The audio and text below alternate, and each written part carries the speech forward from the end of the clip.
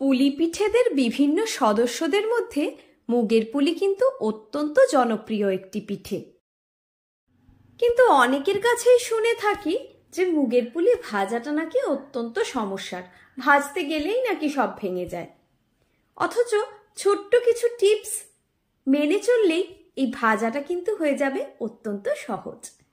নমস্কার বন্ধুরা, আমি অপালার রান্নাঘরে আপনাদের সকলকে স্বাগত জানাই। মুগের পুলি বানানোর জন্য আমি এখানে প্রথমেই 2 কাপ নারকেল কোড়ানো নিয়ে নিয়েছি, সঙ্গে নিয়ে নিয়েছি 1 কাপ খেজুরের পাটালি গুড়। গ্যাসের ফ্লেমকে মিডিয়ামে রেখে পুরটা তৈরি করে নিচ্ছি। পুরটা তৈরি হতে আমার 9 থেকে 10 মিনিট মতো সময় লেগেছে। মেজারিং কাপে 1/2 কাপ ভর্তি মুগের ডাল আমি নিয়ে নিচ্ছি, ওজন হিসেবে 120 গ্রাম হয়েছে। গ্যাসের ফ্লেম অন করে আমি ডালটাকে ক্রমাগত নেড়ে চেড়ে 5-6 মিনিট ধরে হালকা ভেজে নিচ্ছি। একটু হালকা রং ধরলে আমি ডালটাকে কিন্তু নামিয়ে নেব। নামিয়ে নিয়ে আমি এর মধ্যে সঙ্গে সঙ্গে ঠান্ডা জল দিয়ে দিচ্ছি। দিয়ে এবার ডালটাকে ভালোভাবে আমি ধুয়ে নেব। ডালটা ভাজার সময় গ্যাসের ফ্লেমকে কিন্তু আমি লো টু মিডিয়ামে রেখেছিলাম। ডালটা ভালোভাবে ধুয়ে পরিষ্কার করা হয়ে গিয়েছে।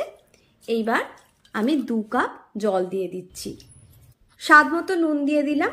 এবার গ্যাসের ফ্লেমকে মিডিয়াম টু হাইতে রেখে একটা ঢাকা দিয়ে দিচ্ছি। ডাল ফুটতে শুরু করলে ঢাকাটা তুলে ডালের ওপরে জমে থাকা ময়লাগুলো এইভাবে প্রথমে ফেলে দেব।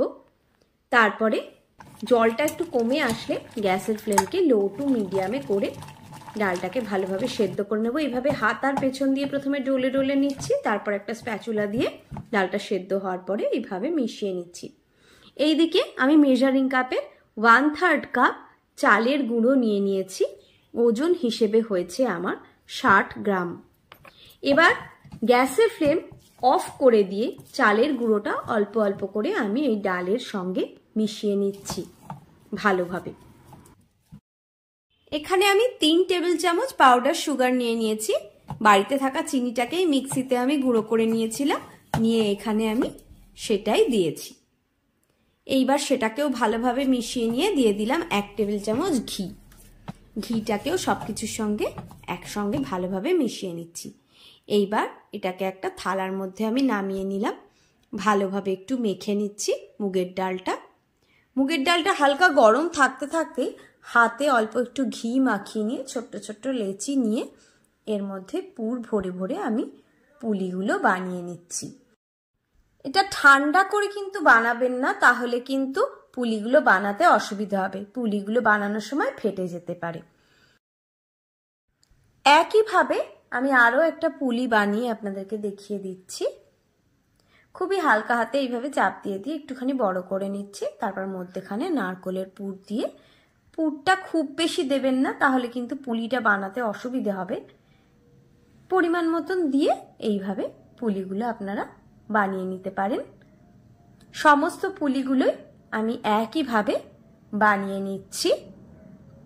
যে কোনো রান্না করার সময় ছোট্ট ছোট্ট কিছু টিপস যদি মাথায় রাখা যায়, তাহলে কিন্তু কোনো রান্নাই কঠিন হয়ে দাঁড়ায় না।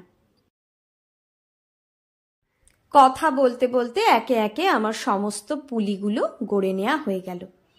একটা ফ্রাইং প্যানে আমি তেল নিয়ে নিয়েছি। তেলটা খুব ভালোভাবে গরম করে নিয়ে একটা ছান্তার মধ্যে একটা পুলি নিয়ে এইভাবে আমি তেলের মধ্যে দিয়ে দিলাম। গ্যাসের ফ্লেমকে লো টু মিডিয়ামে রেখে পুলিগুলো ভেজে নিচ্ছি। আমি যেহেতু এখানে তেলটা খুব বেশি নিইনি, তাই আমাকে পুলি ভাজার সময় কিন্তু অত্যন্ত সাবধানেই ভাজতে হচ্ছে। আপনারা চাইলে ডুবো তেলেও পুলি ভাজতে পারেন, সেক্ষেত্রে একটু সহজ হয়ে যাবে। এইবার অত্যন্ত একটা ইম্পর্টেন্ট টিপস আমি দিতে চলেছি। পুলিগুলো ভাজার সময় দেখবেন অনেকক্ষণ হয়ে গেলে এইভাবে পুলিতে ফাটল ধরে যায়। এই ফাটল ধরা পুলি যদি আপনি তেলে দিলেন, সেটা ভেঙে পুরো টুকরো টুকরো হয়ে যাবে। তখন সামান্য জল দিয়ে এইভাবে লেপে ফাটলটাকে বন্ধ করে দেবেন। তারপর সাবধানে তেলে ছেড়ে দেবেন, তাহলে দেখবেন আর একটুও পুলি ভেঙে যাবে না। একইভাবে আমার সমস্ত পুলিগুলো ভেজে নেওয়া হয়ে গেল। এখানে আমি 1/3 কাপ চিনি নিয়ে নিয়েছি আর দিয়ে দিয়েছি তার মধ্যে 3-4 চামচ মতন জল। গ্যাসের ফ্লেমকে মিডিয়াম টু হাইতে রেখেছি। চিনিটাকে নেড়েচেড়ে একটু গলিয়ে নিচ্ছি। গলতে শুরু করলেই আমি এর মধ্যে পুলিগুলো দিয়ে দিলাম। পুলিগুলোর গায়ে হালকা একটা চিনির কোটিং হয়ে গেলেই সমস্ত পুলিগুলো আমি তুলে নিলাম। হয়ে গেল আমার হাই প্রোটিন সুস্বাদু ভাজা মুগের পুলি, একদম রেডি। রেসিপিটা ভালো লাগলে ভিডিওটাতে একটা লাইক দিয়ে চ্যানেলটা সাবস্ক্রাইব করার অনুরোধ রইল। সবাই ভালো থাকবেন। আজ এই পর্যন্ত।